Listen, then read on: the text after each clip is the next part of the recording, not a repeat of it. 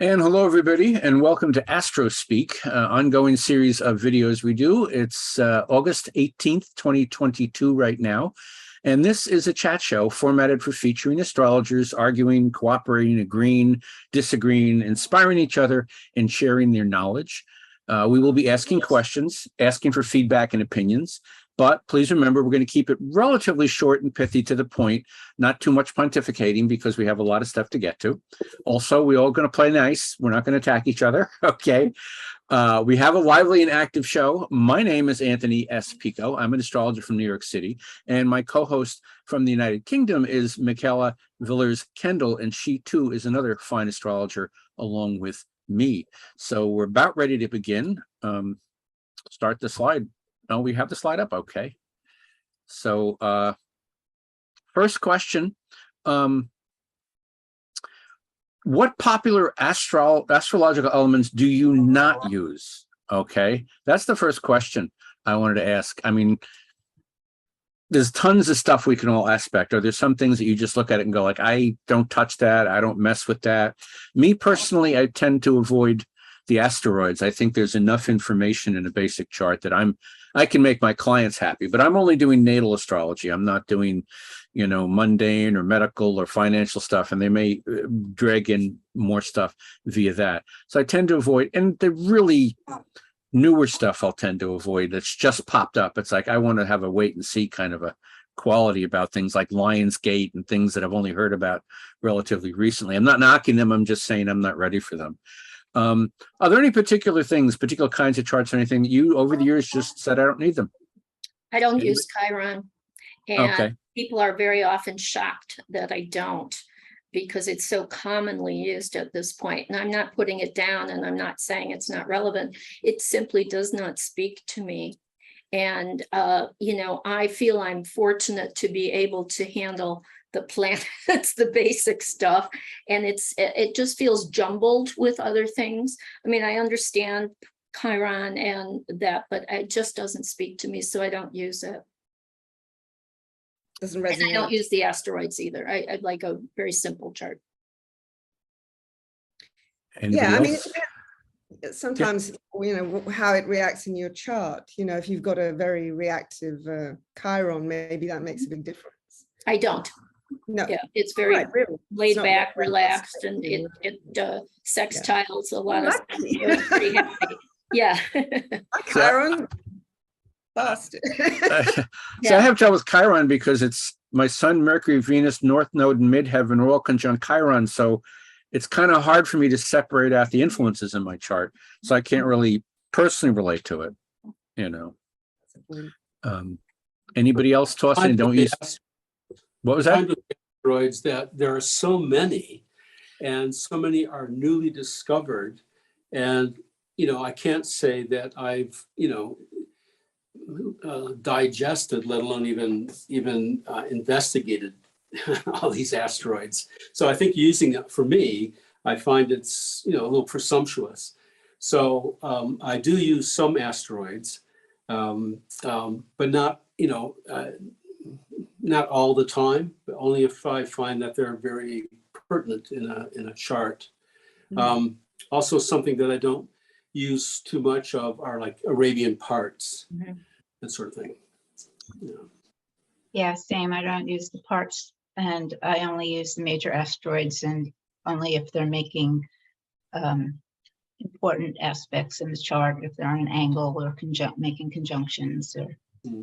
maybe square the nodes. Yeah, sure.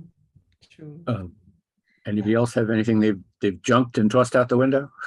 Yeah, I'm with you, Anthony. I don't use the asteroids. I think I use fixed stars, so that adds more than enough data to a chart without the asteroids. I also, this is probably going to come as pretty controversial, but when I start with a natal chart, I do not use the nodes. Doing a natal analysis, and I also don't use sextiles as far as aspects are concerned. Oh. To me, they don't, but I'm a predictive astrologer. They don't produce events, so that's why I very rarely use trines either. It's really the squares, conjunctions, and oppositions. But that's me. No, I can understand that. Trines can be very passive and it wouldn't be event oriented, but it can sometimes be the solution to the event. You know, Yeah. when this thing's square and it's like run down that trine and get to that other planet. And that's where your solution might be, just as a thought. What do you Mhm. feel about like semi-squares and other split? Like sextile to me is half a trine. Mhm. You feel about Yeah, the I don't, Okay. I mean, I've used them in the past. I don't really care for them. A lot of my work I do on a 90-degree dial anyway. So those are not things that you can see on there. Right. That's true. Sure. Anything else, or I'm going to do a couple of quickie questions first because I know Michaela's got some heavy duty stuff. I mean, that'll be more involved. So I want to just sort of get us going here. How do you handle a completely, as much as possible, unaspected planet? Okay. Because sometimes I'll look at a chart and like 9 of the planets are all like they're squaring and trining, and then there's one over here that maybe has a quincunx to it. Do you feel that because me personally, I feel like that's going to be a trouble to get that planet incorporated into a person's chart. You know, that's my take on it. And so I'll focus on it in the sense of this is something this person has, but does not have easy access to. Because if the rest of the chart is working, I'm just thinking, do you have any thought on Do you consider floaters or quincunx, do you consider a quincunx unaspected then? Because if it's, for me, that's an aspect, I would consider that planet aspected. I consider, well, I consider it a minor aspect. Okay. If I come across a chart with like, 4 trines and 6 squares in opposition, a quincunx wouldn't be as strong to me. But if I have a chart where aren't that many aspects, then I'll see that quincunx stand out stronger because it's, Okay. less competition for it. But I do consider them, but I might consider it not as readily accessible. Somebody once described a quincunx to me as like, there's 2 ships passing in the night. They have nothing in common, but they're sort of stuck together, So it's still, even if it is an aspect, and it is, I do agree, it's not one that has easy access, That's the problem with it. Yeah, that is the problem with it. So I consider it not as day-to-day relevant, but certainly worth checking out. Yeah. So do you find anything special you guys look at when you're looking at a chart that seems to have an isolated element that doesn't connect? I do. I find that if I have a planet in a chart that is actually unaspected, I consider that to be actually the planet that takes over the chart, whether the native wants it to or not. And sometimes it can sit there until something triggers it, and then it becomes, I'm thinking specifically, I have a close friend who has an unaspected and out of bounds moon that is not void of course. It's just entered the sign of Cancer, and it doesn't have it hasn't made any aspects yet, and it's out of bounds. And he can appear to be a very calm, easygoing person, but if something triggers that emotional side, it's explosive and it's out of control, and it really does take over his chart. Yeah. That's pretty fascinating. Anybody else? It's not nice to be around, but yeah, it's fascinating. Yeah, I think they take on extra importance, kind of similar to the handle of a bucket, even though that's not unaspected, but in a similar way. Yeah. I consider them to be kind of rogue, so I give them a great deal of importance because they're not playing well or not playing unwell with others. They're just kind of doing their own thing. So I think that there is absolutely going to be an emphasis, particularly whenever, as Lynn said, when it's triggered, it's going to create something big because they're not used to feeling that planet. What was that? Sorry? I said because they're not used to feeling that planet. So when it's aspected, it brings attention to that. And it's kind of like, hey, don't forget you have this planet. And, you don't usually deal with it. So this is going to be uncomfortable, but we're going to, you have to face it. Yeah. I think you can also look at the signs that they rule and where that falls into the chart and what's going on in that house or houses. Yeah, that's definitely a source of whatever you can find about it. It just doesn't always connect with the others, as you said, until suddenly, boom, it's connected and nobody knows what's going on if they're not ready for it, This is just a professional question. Do you charge by the hour or by the reading? And why you've picked which one? Astrology, are you? Yeah. Yeah, scratch. Um, By the reading. yeah, I do by the reading. And of course, the question becomes, how do you stop somebody who's got Mars conjunct Mercury and Gemini when you're doing a reading for them? So I have mastered over the years that technique of like, well, that's what we have here. And, we can talk later if you want you listen to the recording, but it is by reading, because sometimes I'm done in 45 minutes and sometimes 90 minutes goes by, depending upon the chart. I Right. do know some that charge like an hour's reading. And I'm like, then what happens? You just get into their mother problems and it's an hour is up, so. I sort of do both. I have Okay. I have what I charge for the hour. And I usually, what I charge for a reading is 2 hours worth of what I charge per hour. And 1 hour is spent in preparation and, looking at the chart and finding, what I want to talk about. 1 hour is talking to them. And then if there is something that needs follow-up, then I charge by the hour, like a lot of times people will want, I have one client that wants me to find dates, specific dates for her to do things. And so then I'll charge by the hour to do that. And it's usually, like a half hour's worth of work or something like that. No, I agree. If you got to find dates for somebody, that goes on the clock. Yeah. Right. 'Cause, Because that could go on forever. yeah, I love it. It's like, what's the best day to get married? We're looking for October or November. It's like, wait a minute, it's, get a little more exact than that, give me a week or something or a couple of dates. So yeah, that would definitely be by the hour. I tend to avoid those things anyway, but if they come along, sure. Anybody else, any work by the hour or you I just charge by the reading. yeah. And people have, and I do Akashic record readings as well, and I just charge a flat rate for that. And that can go who knows how long. And people have said to me, why don't you charge by the hour? You should, you'll make more money. But my problem, especially, I don't want clients to come and be conscious of, oh my God, my time's almost up and I'm stressed. And I really, I want them to just relax. Whatever we need to do, we'll do. And That's a good point. That's my reasoning behind it. I agree. And I'm very generous in my hours, Mhm. like, an hour can turn into an hour and a half, very Yeah, easy. so I'll schedule myself 90 minutes for 60-minute reading just in case it goes over. Yeah. Yeah. I'm with you, Lynn. I don't want to stress people out. If we get done in 50 minutes, fine. If we get done an hour and a half later, I think if it started to hit the 2 hour mark, I'd probably shut it down. Yeah. I'm not sure I'll be I've like, ever okay, done that's- one less than 2 hours. So, Well, I'd be like, probably "That's me. everything I Not have for you me. today." It's probably how I would, address that. But I've also worked for a company where I charged per minute Oh, for astrology readings. And I think that's Oh, why I really didn't want to do that, because it is very stressful, not Yeah. just for the reader, but for the client, because you're also thinking like, oh gosh, I don't want them to think that I'm rifting to, eat Yeah. up their time, you want to get to that. right. Yeah, The I reading is did like that 2 years your, ago. Oh, it's I horrible. can imagine by the minute, Yeah. I can imagine by the minute yours. Yeah. Sorry. Really dreadful. I can imagine by the minute it's like your son is, it's like, come on, speed it up. Oh no, they'll end it right away, real quick. You need to be able Yeah. to work through a chart very quickly.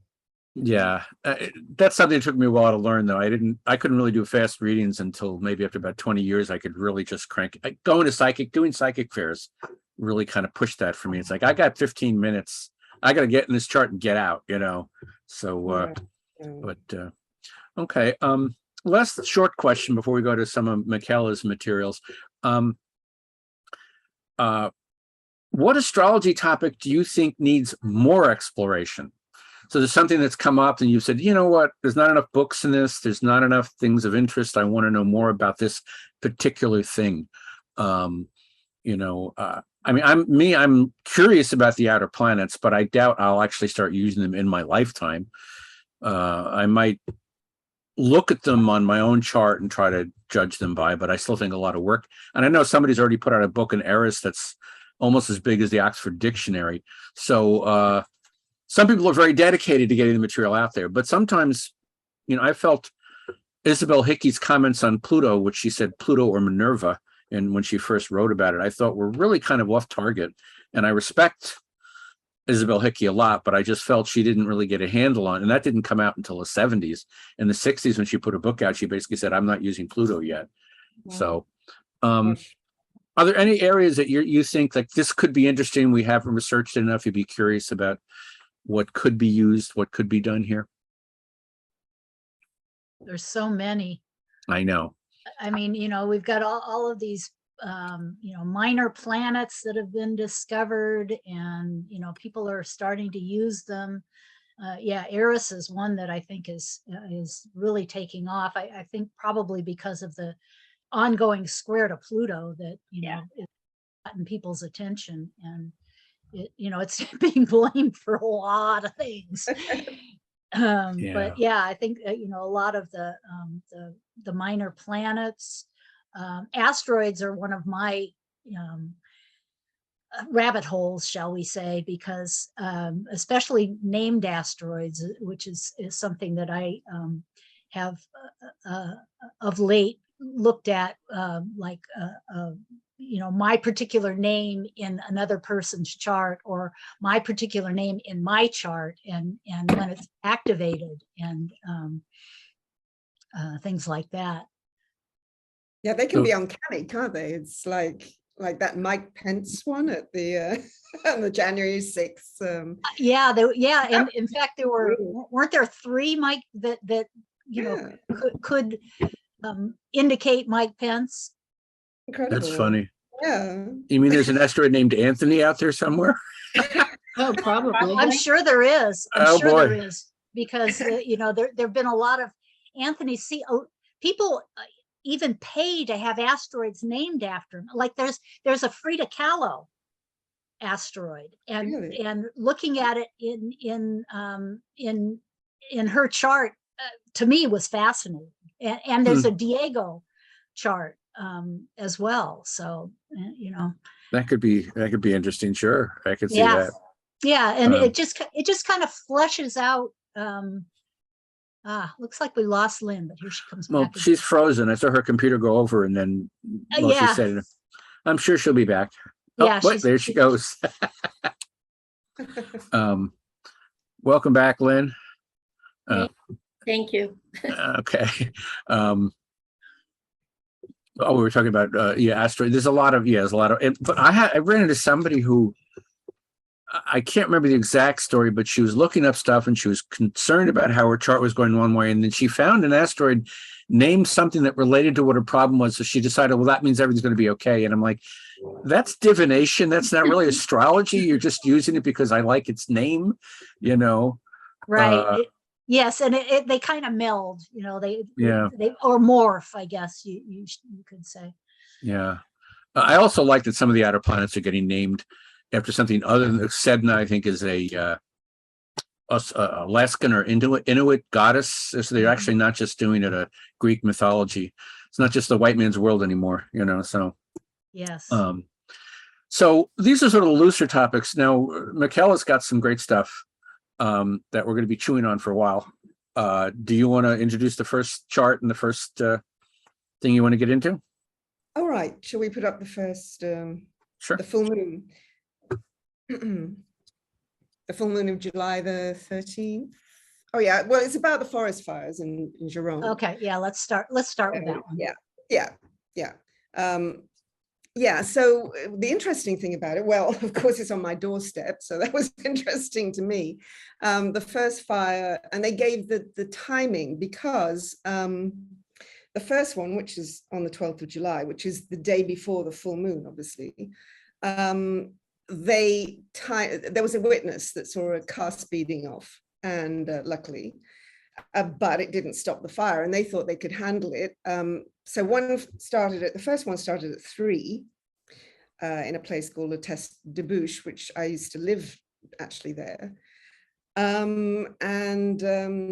Then there was another one at 3:15, and then they actually seemed to have started another one at 6 on their way from the test is on the seashore in Arcachon. And they sort of went towards Bordeaux.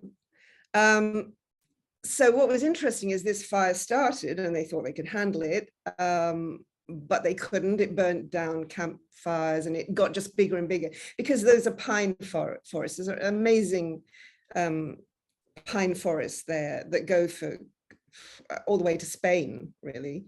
And of course they're full of resin. So they shot up and became what they called a monster fire. And they have shown it on the international news. The first one was just under an hour from where we are now, which is just outside the south of Bordeaux. But then the second one, because it reignited, was just over half an hour, and the smoke came to us. And so it's like, it's, you know, you can't visualize how that must feel, obviously, when you've got the fires near you, and you know what that's like. So you were talking about the fires in California. Yeah. It's scary. It's very scary. It is. Smoke is scary. So, you know, yeah. Yeah, you think you feel like it's bearing down on you. You know, Yeah. you don't know because it's so unpredictable. You know what strikes me right off the bat is, speaking of Eris on the Descendant and Ceres right up at the top of the chart. Exactly. Yeah, exactly. And they're exactly square. Yeah, exactly. So Pluto was very, very configured there. It's interesting. And what I was going to say too about the full moons, and obviously immediately after you got the full moon in Capricorn, which is. Want to move on to that chart? Yeah, because we could. Oh, I just wanted to say, that sun at 20 degrees Cancer.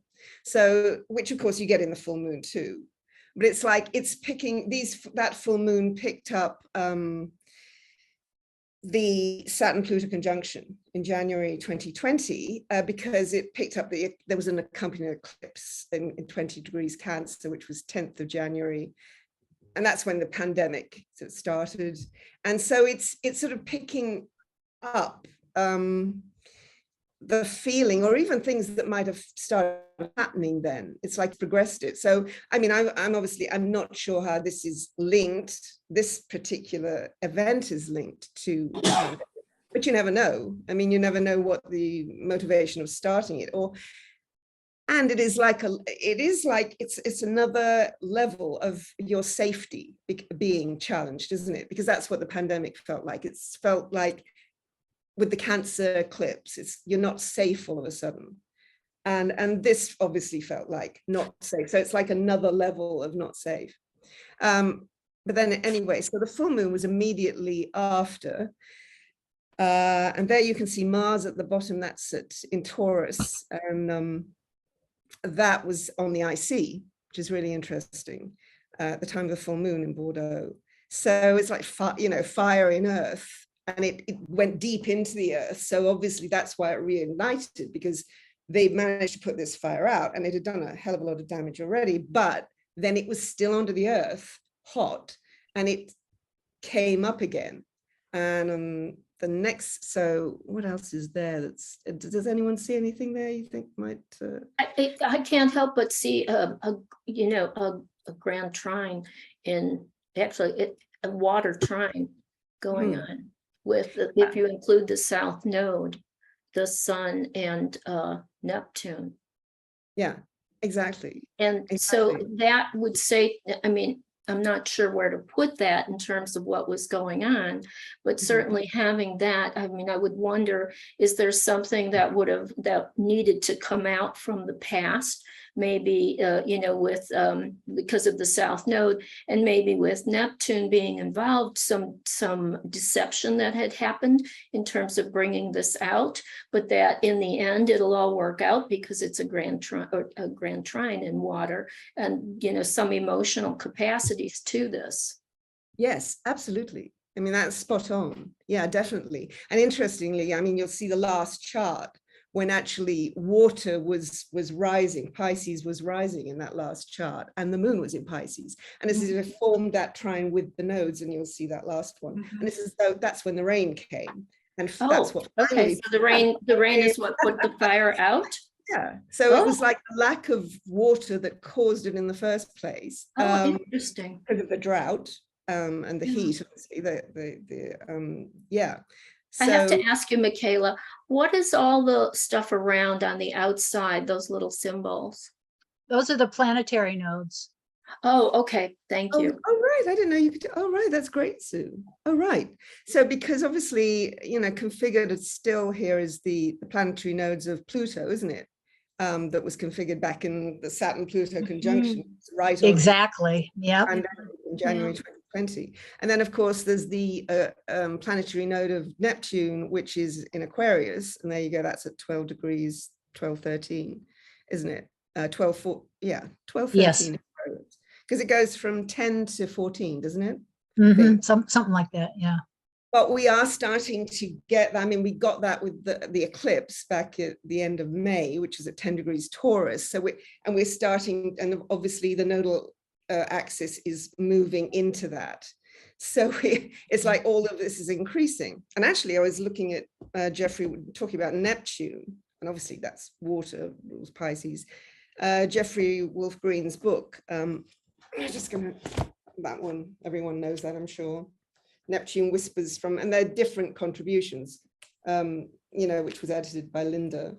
And it's very good. He does talk about the Neptune planetary nodes in Aquarius and how they are associated with trauma.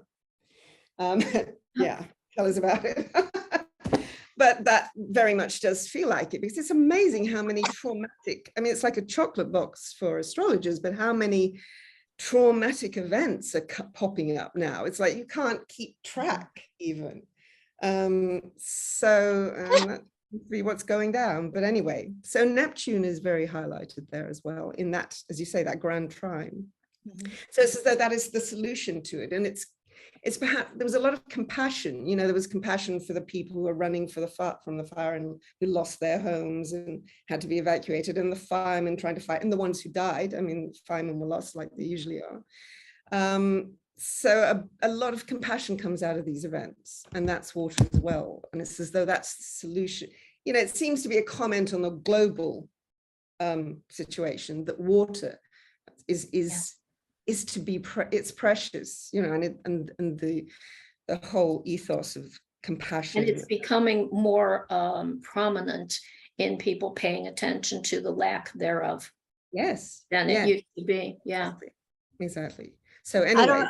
I don't know if it happened where you are. I suspect it probably did, but here with the fires, it brought out the community giving and sharing and people taking care of each other, which to me is that north node in of Pluto in Cancer.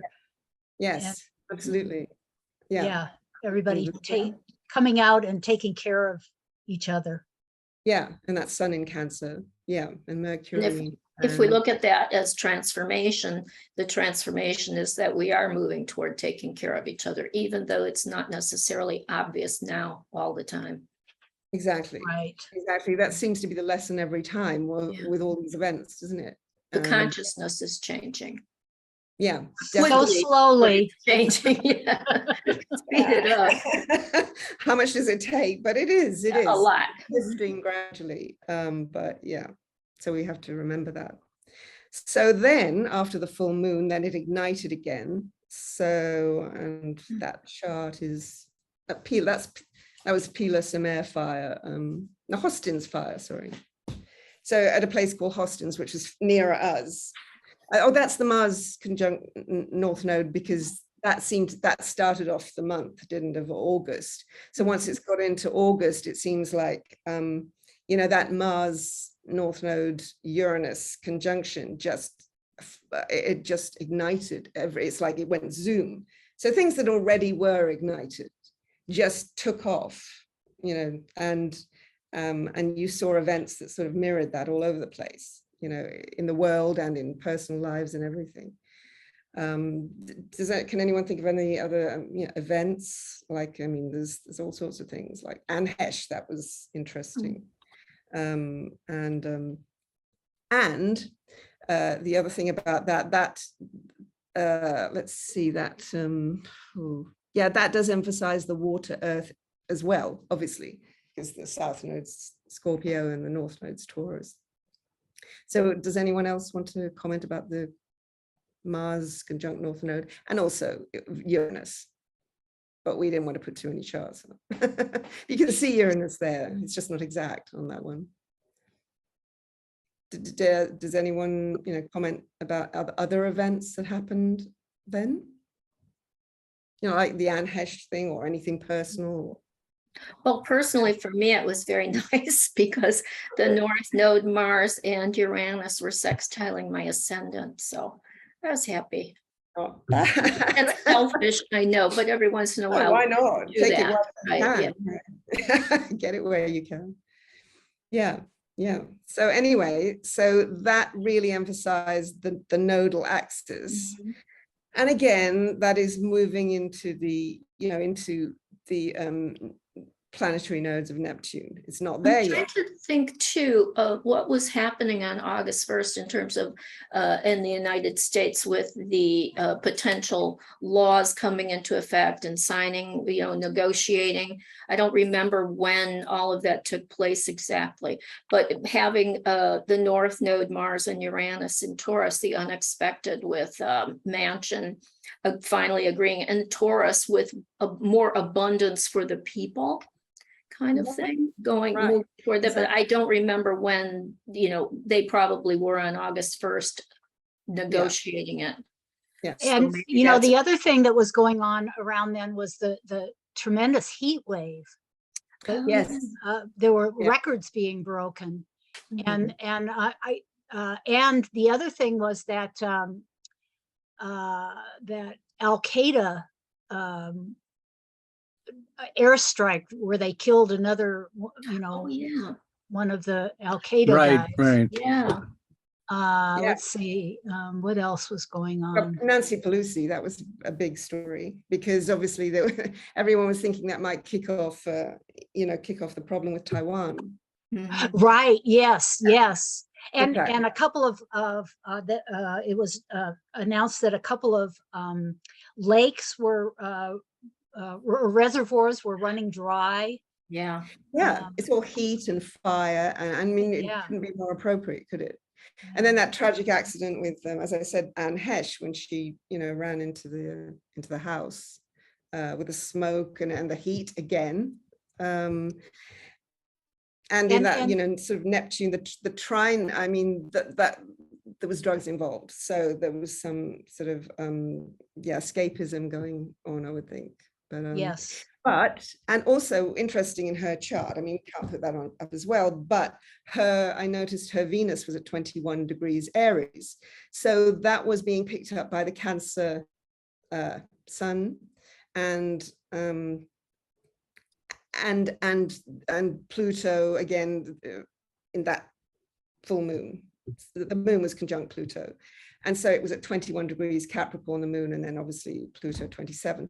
And that again echoed back to the Saturn-Pluto conjunction. So you wonder if at the start of the pandemic with the lockdowns, maybe her Venus was sort of triggered then, and perhaps, who knows?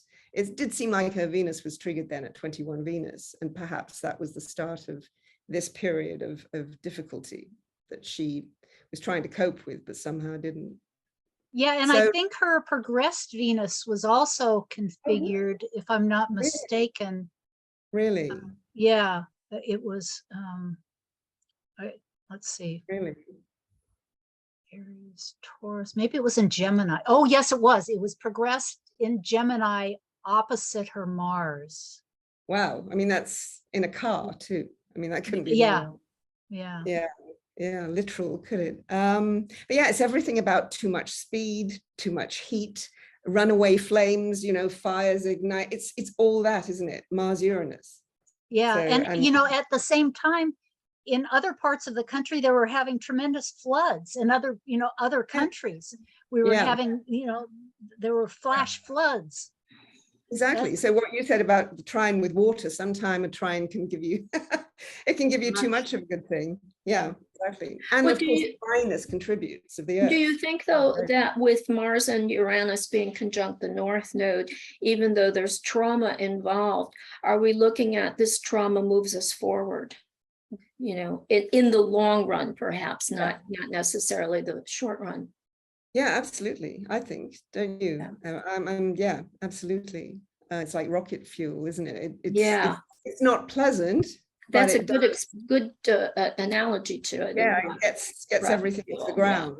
And you've got to put your seatbelt on because, and that's sort of that Saturn square, you know, with the Saturn squaring, making the T-square to the nodal axis and squaring that Mars and Uranus and node, North Node. That shows the restraint needed, you know, like hold on tight and restrain yourself, and restraint in every respect, you know, don't let the fire or the speed or the situation get out of hand, you know, keep your head. So, yeah. I mean, this may be out of date. I mean, August 12th, we had Salman Rushdie get stabbed too, which is still Mars, fire, sharp objects. I don't know if that connects 12 days later, but there it is. Well, that was at the full moon, right? Yeah, Shall we absolutely. move on to the full moon? Yeah. The next full moon? Yeah. Okay. Yeah. So 11th, 12th. Yeah, exactly. And his ascendant is Taurus, isn't it too? So yeah. But yeah, definitely I did look at his chart. I didn't study it, but I mean that Venus was squaring his ascendant and everything. So it did certainly pick up his chart very heavily, but I didn't have time to go into it, but it definitely picked it up. And yes, that was a shocking, sudden event that's, you know, been brewing. He's, you know, had this fatwa, it's called, isn't it, on him for God knows 30 decades. It's ironic. It's like, you know, 30 years later, somebody finally stabs him. And it'd be interesting, actually. That's just about a Saturn return, probably. I mean, it might be a bit more. I don't know. But it'd be interesting to look at that because it's obviously come back now. I mean, why now? But just, yeah, when all this was, yeah, exactly, in operation. But yeah, another shocking traumatic event. But he has at least survived that because of the audience, you know, taking action quickly. And yeah.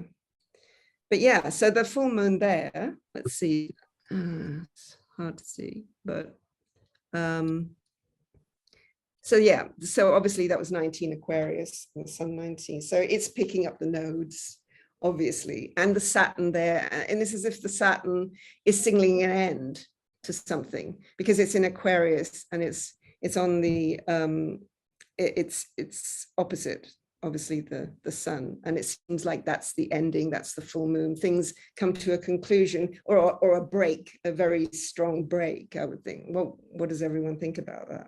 Well, and it was also square the node, so it was halfway between eclipses. You know, it's the full moon halfway in between eclipses. So that's right. Yeah, definitely a crossroads or a turning, maybe a turning point, hopefully. Yeah, it squared the Scorpio South Node, which is the uncovering of secret documents. Oh, yeah. Right. Yeah, that's good. The FBI raid.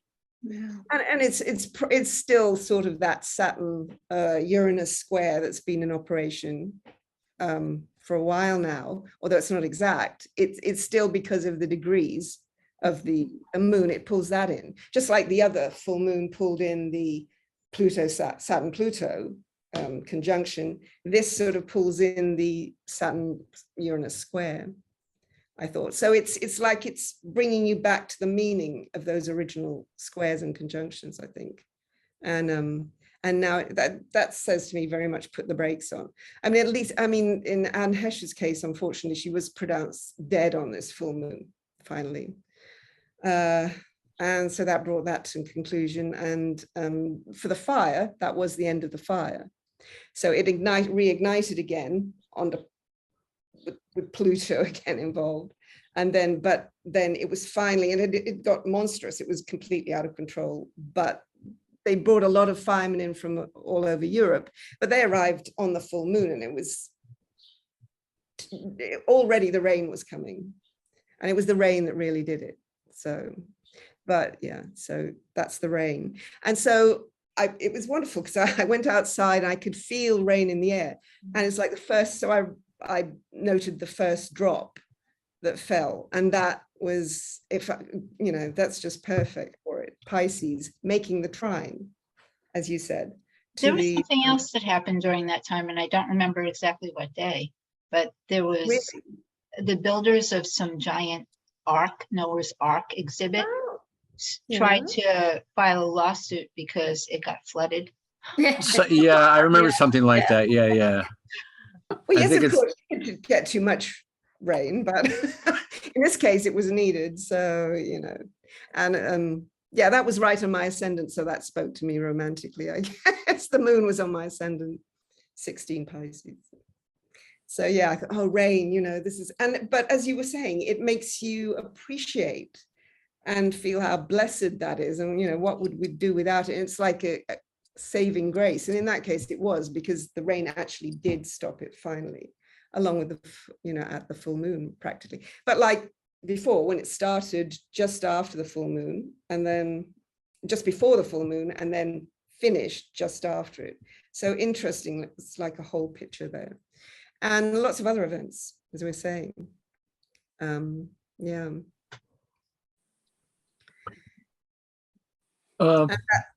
Yeah. No, I was just going to move in a different direction, but if there's more to be said, Sure. go ahead. I was only going to say one last thing about that interesting Mars at 26 Taurus. I don't know what anyone thinks of that. Obviously, that's pretty much exactly trining Pluto. Mhm. So, I mean, I guess you could say that's trined and then it moves on from that. That's the end of the fire in this case, in this event. It's like a completion. And it was also all the effort that was made to stop it, a lot of effort. So anyway, yeah, go on. Yeah. No, I was just going to move on because, since we're talking about world events and stuff, it occurred to me Yes, that, we have Pluto going into Aquarius next year. And within a couple of years after that, Uranus goes into Gemini and Neptune goes into Aries. So the next couple of years, we're getting quite a shift in energies. Mhm. Yeah. Now I've heard many people say different things. There's a lot of naysayers out there. Oh, Uranus and Gemini means war, but America's been at war since 1940, so I don't see there's anything special going on. Somebody has suggested that maybe Uranus and Gemini could spread the Ukraine war out across the globe. I don't know. I'm not, I've also heard morbid people tell me that Pluto in Aquarius means it's going to be millions of deaths and the world will purify itself. And I'm like, okay. I just want to say something here, and I'm not referring to the people here. I trust astrology, but astrologers I'm not so sure about. There's a lot of people that have been attracted to this that aren't grounded or have integrity, is all I want to say. Where they'll just free associate in ways that are just, I got into an argument with somebody saying like, oh, Anne Heche was the first sign of the mass deaths that will come with Pluto and Aquarius. And I'm like, it's another year till we're even getting, but it's close enough. I just feel it. It's like, well, then you're not practicing astrology. If you want to do divination, I go, was with you on that, but I didn't have time to say I was so in a hurry. But I don't get deep into these things. I'll make a comment and then I'm like, I'm out of here. I'm not going to. It goes retrograde, 3 times? And then, it goes back to Capricorn. It only goes in for the last time in November 24. Yeah. Yeah. So it's a bit of ways away, but I'm just curious though, in general, we're leaving Capricorn, we're leaving Taurus, and we're also, Neptune's wandering out of its home, which seems to have brought a lot of delusion, but it's going into Aries. Which like what, forceful delusion? I'm just curious. Do you have any? We haven't done with what we're at yet, have we? Yeah, I know. We haven't finished up. We've got the point before we move on. Yeah, exactly. Let's not dispense with it. The Neptune in Aries. Neptune Aries. The Neptune in Aries could be really bad because the Aries with leadership kind of thing, and who's out front and who's the one that's making the difference. With Neptune being there, we could have a lot of false leaders. Not that we haven't already had them, but in a few, stronger way. But the thing is, my opinion of Aries as a leader is that Aries is a leader because they're just charging forward and people are following them. Yeah, but I a don't good think of them Aries as could be leaders. a good leader. A good It could Aries be. is protective of those behind her or him. I had a good Aries mother. I wanted to punch her most of the time, but that's beside the point. But in terms of protection, it's like, get behind me, I will take care of this for you, kind Okay. of thing. I And can see that's a that. good thing about Aries. And so if you've got a strong Aries who is saying, get behind me, I've got this for us, that's a good thing. But with Neptune there, is this a true leader? Or Right. is this a false leader? That's the scary part to me. Well, we're getting a bit of that already, even though it's Oh, not- yeah. Yeah, well, and there is war in the air. I mean, there's warmongering Yeah. and actual war started. And what It- about self-importance? Me versus you? Yeah. Yeah, I wonder with the Uranus and Gemini and the history of war being something that happens with that, with the Gemini aspect of it and where we are and Pluto going into Aquarius, so all the air stuff, I do think somebody else has said, is there possibly going to be more of a cyber war than a physical war? possibly. Which kind of makes sense with Yeah.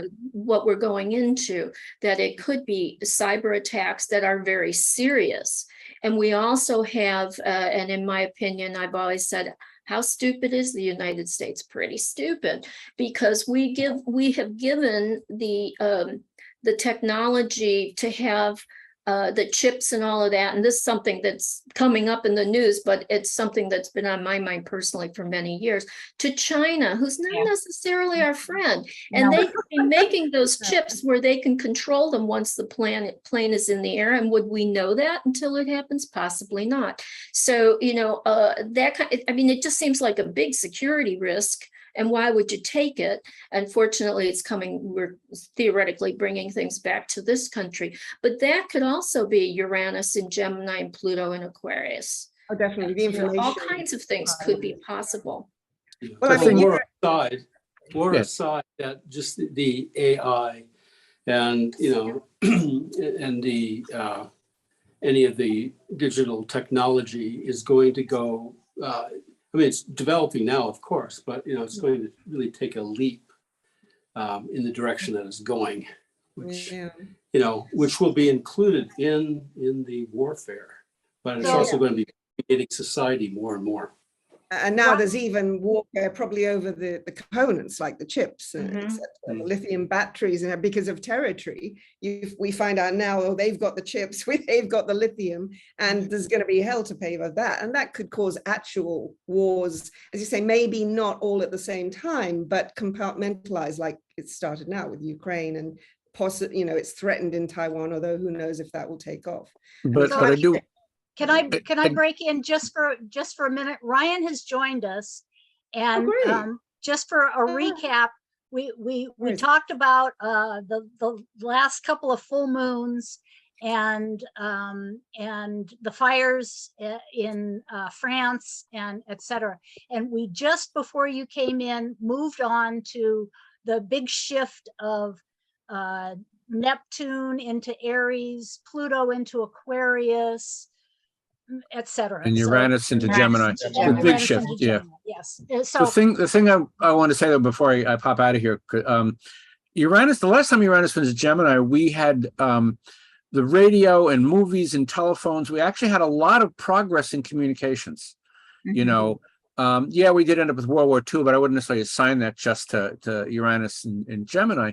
So I think there's something there that be said that there could be incredible breakthroughs in communications that we haven't seen yet, particularly with Pluto going into Aquarius, kind of adding its own, like, what can we dream up now that will transform the world? Because Pluto is always ideally about mass events and big shifts in the public. So I'm just curious, all that air. I mean, we've certainly been waddling through all this.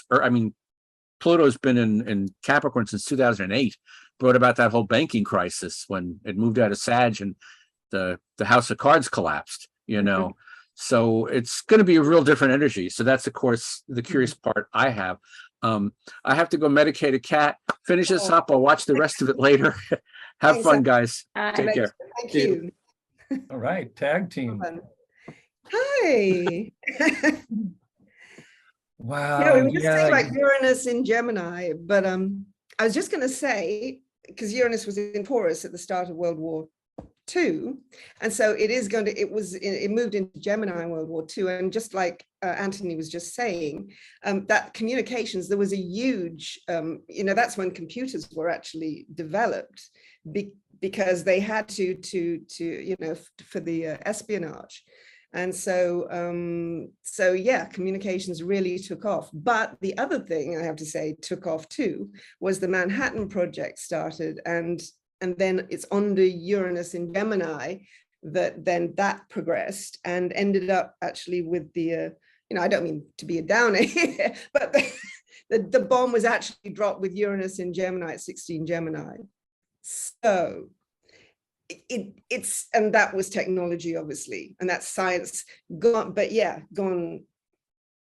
I think this time it's going to be AI. Massive It makes development in But the AI. trouble is, it could be both. It doesn't mean that nuclear, an actual bomb is going to be dropped, but we already have the threat of it. And that's the problem. I think we're going to get the threat continue with that, because now there's a race, another arms race, a nuclear arms race started because of what's happened in Ukraine. And so they're developing these missiles, hypersonic missiles, and God knows what, and it's going stratospheric, and that's sort of leading to Uranus in Gemini again.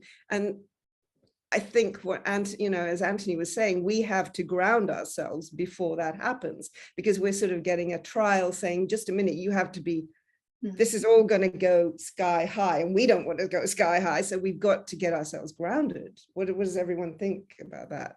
Well, and the other thing, wasn't Uranus and Gemini during the Civil War? Yeah, Yes. that's right. In the United States. So Yeah. I mean, it's a I think the theme, telegraph or something was developed, wasn't it, or something like probably. that? Yeah, Yeah. and the telephone was a little later, right? Telegraph. Yeah. And photography technologies were really zooming up then, weren't they? So yeah. But that's it. The Are we ready advancements. for all these technologies? I mean, and a lot of them are dangerous, and we have to realize that we have to get a sense of responsibility about this, because I mean, like in Ukraine right now, that's another thing that started onto the Uranus-Mars North Node conjunction. The power station in Ukraine is under threat because it's being mismanaged. So there has to get a sense of responsibility, and it seems like NATO and the UN has tried to stop it. NATO is now stepping in, but no one has the power to say, this has to be policed.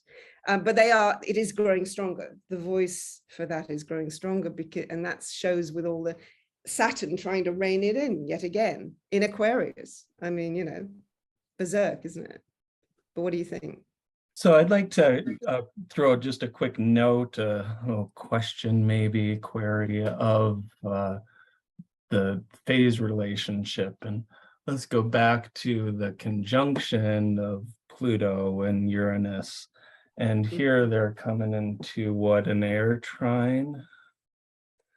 And so we've all lived through this burgeoning intention of what the awareness of how broken down the system is and the need to fix it. How do we give the power back to the people? How do we all live harmoniously and with egalitarianism, equality, or whatever the Aquarian ideals are.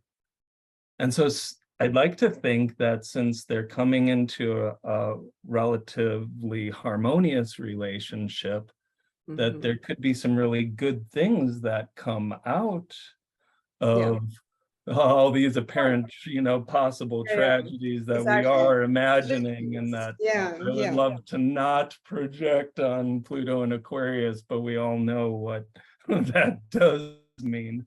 But still like to imagine what positive changes in society in terms of being able, and like revolution and in communication 2.0 on how we relate and how we communicate with each other, understanding all of our Aquarian, Uranian uniqueness and differences, and You know, is it a potential and a possibility that we could all actually get along and have a conversation about the really deep, hard stuff?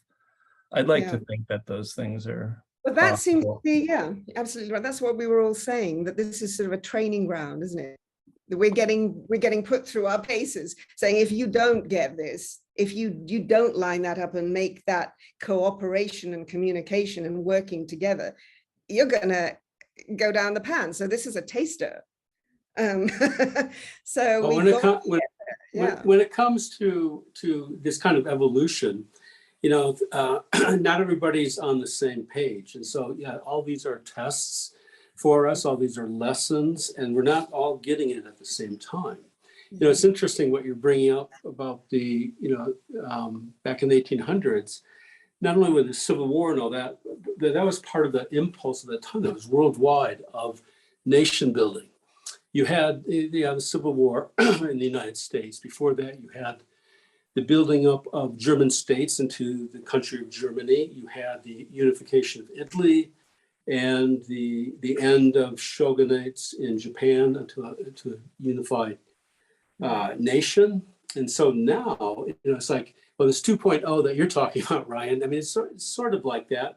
We're really, you know, being invited, I guess you can say, or forced to look at, you know, how to, you know, like the whole nationalism thing, it still exists, okay? And we need to move beyond that, you know, but, you know, the forces from the past and the forces from the future are coming together. You know, one doesn't just give up, you know, oh, here's the new, you know, I'll just step aside. It doesn't work like that. Absolutely. I think you see that now. I mean, politically in the United States, at least, you see that already. But I am optimistic about the future. I mean, I know there's going to be garbage to deal with, and it's not going to be all fun and games. But I do think that, you know, moving into the air signs and it's going to bring us to a higher level of consciousness, particularly Pluto in Aquarius is saying, look, you got to do this. You've got to look at humanity as a whole. And here's, you know, you either are going to do it or I'm going to do it for you. And that's not a pretty picture. So do it yourself. So, and then with Uranus in Gemini, with the communications attitude and the curiosity and the conversation and all of that, you know, yes, I do think of Uranus as chaotic and bringing chaos, but I think that they will work together, especially as they move into trining, you know, by degree, especially, that we'll have more of an opportunity to put that into operation. I hate to be a prophet of doom. Oh, go ahead, Eric. I'm sorry. That's okay.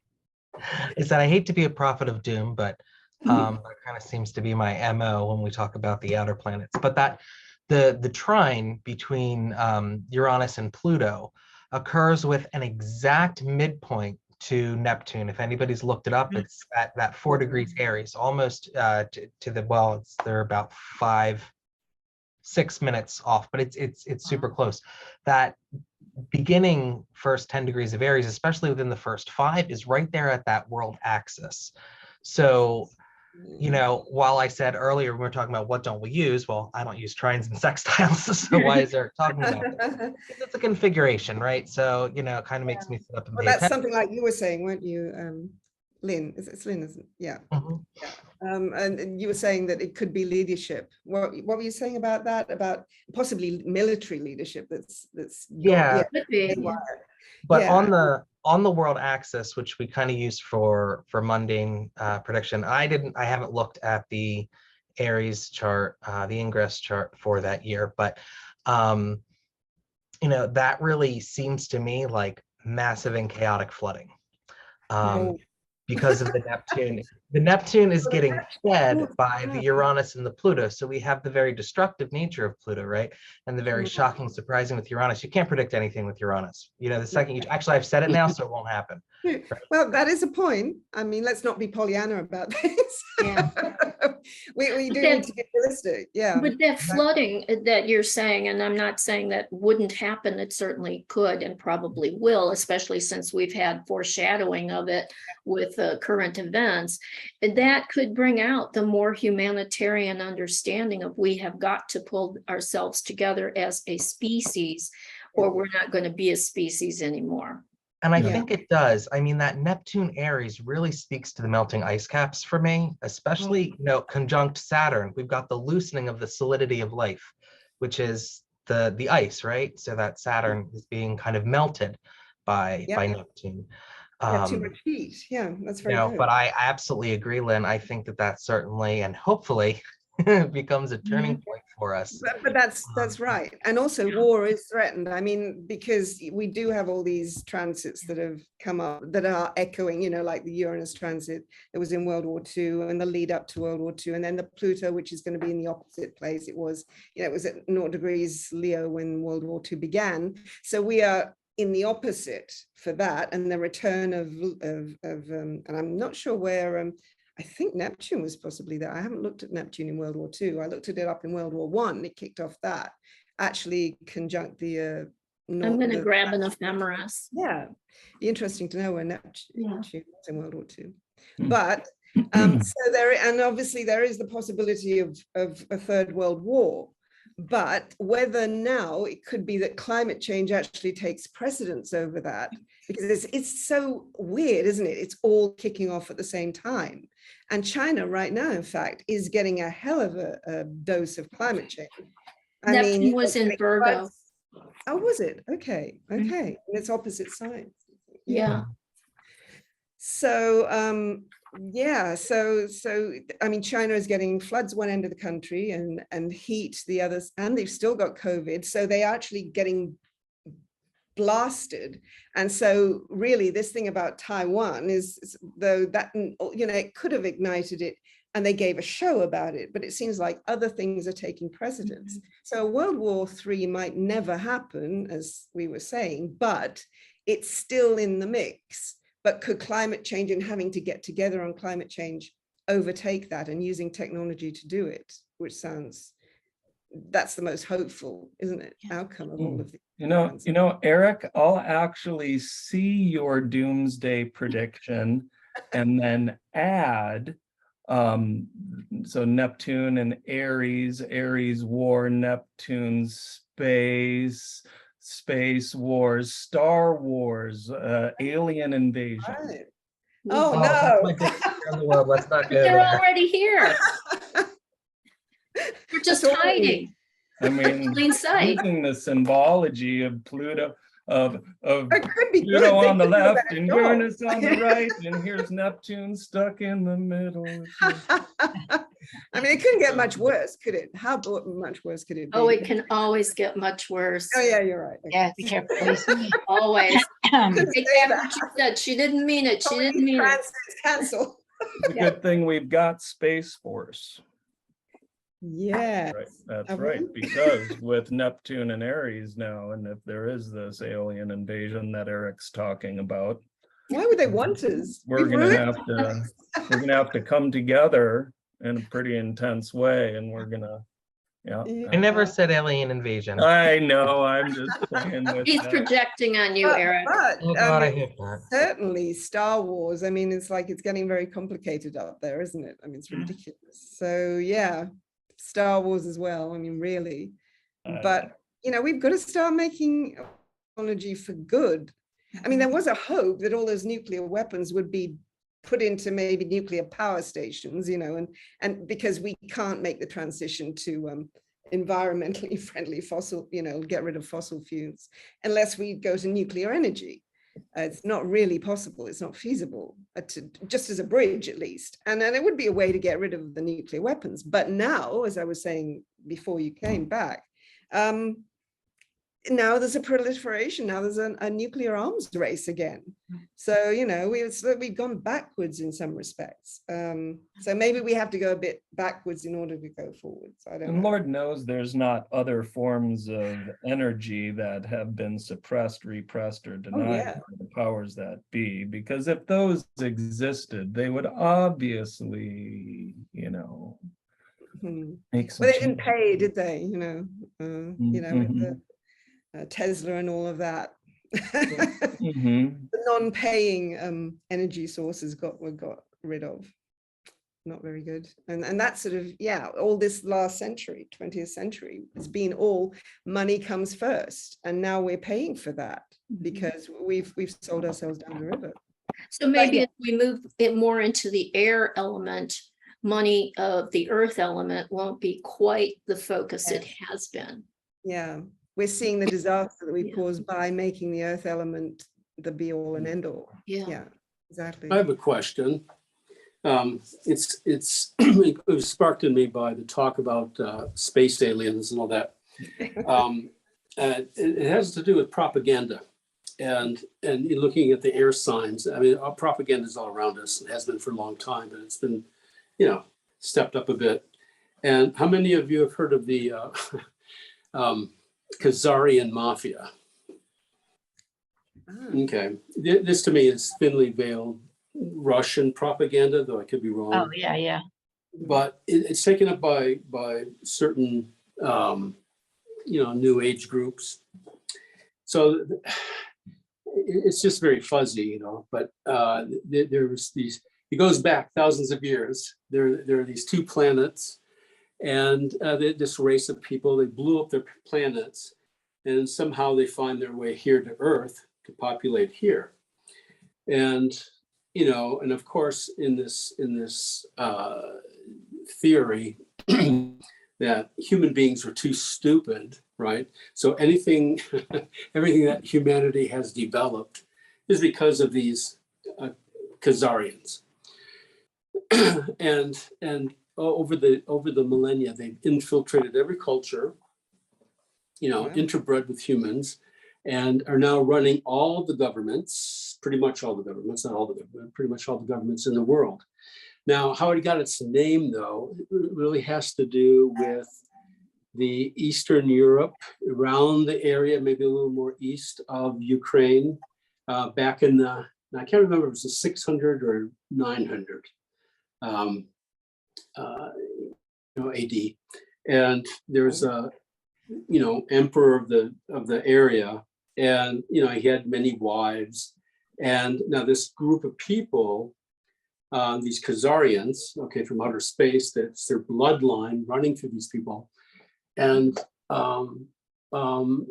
they eat people, they do everything dastardly, and the Russians said, if you don't,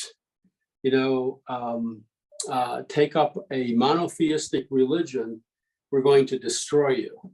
And it just so happened that the Khazarian emperor, his head wife, whatever, was Jewish. So they adopted Judaism. And so they, saved their people. But somehow that still what's happening in Ukraine, it really has to do with this Khazarian mafia. And of course, has, every, especially in England and the US and Germany, these major countries, they have Khazarian mafia. But, regardless of the Khazarian mafia, I mean, it's this kind of thing, these kind of theories that are, I hear, here and there, and they're really taken up by, people who are really wanting alternative ways of thinking. They want to change the world and this sort of thing, and they fall into this sort of thing. So it seems to me that the shift into the air signs is also going to, there might be more of this, or it could be just, bringing it out into the open more so that they, truth will make its way. What do you think? I think that's a great science fiction story. Yeah. I would read it. Yeah. Yeah. Well, yeah, I mean, the thing is, we want to find some, but at least we are looking for solutions, although it's getting, the conspiracy theories obviously have gone wild, and propaganda and all of that. And it's good that we're looking back to our past anyway and trying to find solutions, even, and even though it might be rumor or it might have to be substantiated, we are trying to put it together at least. But it does need to be in a more methodical way than all the conspiracy theories that we seem to be leaping on explanations for why I think we've made such a muck up of everything, don't you? I mean, we want to pass the buck to say, is it just that the rumor human race is pretty much a fuck up. Yeah. That was Yeah. the appropriate It's term. odd, too. unfortunately. Yeah. Yeah, and somehow we're the ones that have to try to turn it around because it's got to such a pitch with technology and everything else and population that we have no choice. Well, it So, also, but it doesn't, that's it's good. kind of sounds like, a religious thing almost Yeah. with that, Mhm. where you're looking for explanations of things you can't really explain. So you make up this story that, hey, why not? And, you can get a bunch of people to come and accept it and be a part of it. And then you have a whole belief system and a group of people that support you in it. So you're never going to get out of it. And isn't that sort of what Scientology was like, people coming from another planet or something, the overlords? I've never read it, but some movie that John Travolta made that was a disaster with that kind of a thing. But yeah, so it's not an uncommon response to being confused about the world. Mhm. And it's Yeah. easy to demonize a bad guy that you can't confront or see. And then it makes people who are powerless feel as if they have control by not having to take responsibility. Kind of like the devil. Mm, Yeah. Yeah. Or yeah. just the scapegoat. I mean, just saying that all Democrats and Hollywood people are eating babies or whoever. I mean, that's just such an Well, they age-old. are. Yeah, Yeah. it is age-old. isn't it? Well, Neptune it's an rules age-old deception. use. Yeah. And Neptune, look where Neptune is right now. So, once Light of it hand. is, yeah, certainly Hey, in Pisces. everybody, look over Yeah. here. Mhm. It's interesting. We're at the end of the age of Pisces and sometime we're on the cusp at least of going into Aquarius. And now all of this, at least the 2000 years of Pisces has been very much about propaganda and about religion and about it ruling your life and being political, like the, And the church sacrifice. and sacrifice. Martyrdom. And when you look at there's a lot of documentaries, actually a lot of good books that actually go into the history of Rome, and that was the big empire around it, obviously at the start of the age of Pisces. And so it was full of it was all propaganda, all lies, all taking. They destroyed cultures. They they destroyed them completely, and like the Phoenicians and wonderful cultures that were supposed to be, who knows if there was an Atlantis or not, but there was supposed to be a civilization at least. And so but incredible cultures that were like in ancient Egypt, and they actually slandered them as well. And said about the eating babies thing, that supposedly there were archaeologists who sort of proved with even DNA that was probably not true, that the Phoenicians sacrificed babies like that. They were highly cultured. So that's what we've lived with the last 2000 years, and bought the whole thing about the church and everything. And now we're pretty disillusioned. And now all we've got is technology, but we've still got the religious thing as well that we sort of need. So we're between two stools, aren't we? Literally between. Well, but religion's on the decline, isn't it? Participation has to in be. organized It has to be. religion. It has So to that too is moving into the Aquarian age. And here we are with Neptune in Pisces, Mhm. Right. just to bring it all home and Yeah. Yeah. Yeah.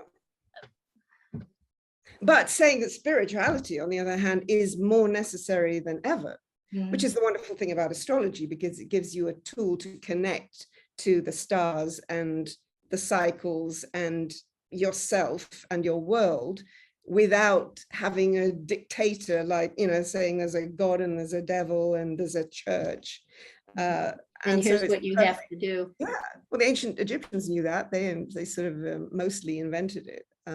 So that's why they did, because it was necessary for humankind, because we need that structure, and we need to be part of, we're part of everything, and we've completely lost that, almost completely. But it's also a matter of control. Astrology. Yeah, especially control through fear. Yeah. If you don't do this, you'll spend eternity in hell. So, right. Which I hope we're getting away from. I think we are. Well, what's happening now is we're being pushed away from it, but we realize we need hope, and we need faith and spirituality and connection. But we haven't found out on, generally how to do that. And that's why astrology is such a great thing to spread, because it doesn't pin you down. It allows you that freedom to get connected, but not feel like you are dictated to. Well, and also, just as we've discussed today, everybody has a different way in which they do it. And Exactly. nobody has a problem with that. That's fine. And that's Yeah, perfect. it is, it's wonderful. Yeah, Astrology will rule the world. yeah, It needs to, because no one else is doing it very well. yeah. Oh, right. So what do you think? Should we close down on that, or where are we? I think Have we got so. a few minutes for questions or anything else? Or someone wants to, you haven't been here long. Do you want to say a bit more, Ryan? Or and on a high note? And on a high note. Yeah. Yes, the high note of the possibility of revolutionarily transforming perception, air. Mhm. I guess that's Wow. what we have in store for us, the whole way we view our existence through science and psychology and human interaction, our wounds, our traumas, to hopefully over the next several years gain fresh perspective Mhm. in the next level of healing our individual and collective woundedness. I think that's really important. We've made a lot of breakthroughs lately. I think that just through our observation of the ancient generational woundedness that we all carry, and how our awareness of that is coming into greater collective awareness. Mhm. I think that we're getting ready to have more open dialogues on what it will take to move forward collectively in the future, where we can really all get along, and really love our neighbor, really understand that we are part of a whole collective one planet Earth, whether we like the other person's beliefs or not. Mhm. Are we all going to get along? This dialogue is going to be really important over the next few years. And that's what I have to say about that. Yeah, absolutely. The Aquarian way. It's now or never, because there's no turning back now. And our trauma all this trauma coming out is really the trauma, like everyone was saying, of centuries. It's not just now. It's like it's just concentrated now. We're feeling it, but it's come from thousands of years. My goodness. So, and now the time's to heal. Yeah, very good. True that. Great. Okay, then. Absolutely. This has been a wonderful conversation. Thank you, everybody. This was great. Thanks, everyone. Yeah. We will be back in October 20th, just as Mars is getting ready to go retrograde. So I'm sure we'll have plenty to talk about at that point. Just before the eclipse, isn't it? There's an eclipse then. Exactly. Yes, there'll be yes, there'll be solar and a lunar eclipse. Sure. The lunar So eclipse will be on the US election day. So yeah, we will Should have be fun. plenty to discuss at that point. Yes. Great. Well, thank you all. Thank you, Michaela, for Thank you, Thanks, Sue. Thank you, Sue. Robin. It's great. And everyone. Yeah, thank all of you. Yeah, good seeing you. Until we meet again. And watch Okay. out for aliens. Yeah. Okay, bye, everybody. Bye-bye. Bye.